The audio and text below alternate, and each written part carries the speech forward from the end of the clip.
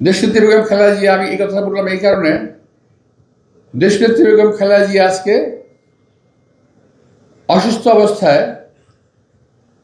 উনি প্রমাণ করে গেলেন যে উনি দেশ, জাতি, দলমত নির্বিশেষে, ধর্ম বর্ণ নির্বিশেষে সকলের কাছে শুধু নেত্রী নন, তিনি বাংলাদেশের একজন অভিভাবিকা ছিলেন হিসেবে প্রমাণিত হয়েছে।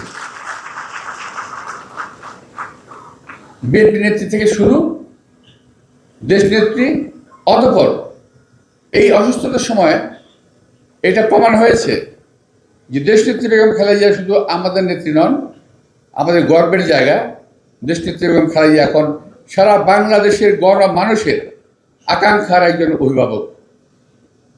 এবং আমি যে কারণে কথা বললাম, শহীদ রাষ্ট্রপতি জিয়া রহমান সাহেবের জানাজার উদাহরণটা দিলাম আমি, যে আমার এই বয়স পর্যন্ত আমি এই পর্যন্ত দেখি নাই, এই পর্যন্ত আমি দেখি নাই কোনো নেত্রীর জন্য, কোনো নেতার জন্য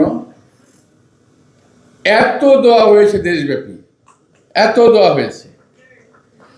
আপনারা দেখেছেন কিনা আমি জানি না, কিন্তু আমি দেখি নাই।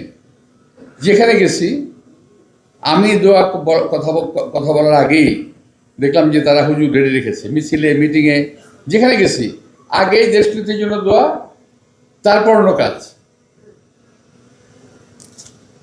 তো এই দোয়ার কারণে হয়তো আল্লাহ তাআলা ওনাকে আমাদের মাঝে আবারও ইনশাআল্লাহ ফিরে দেবেন বলে আমি আশা করি আল্লাহ তাআলার কাছে। তো দেশনেত্রী বেগম খালেদা জিয়া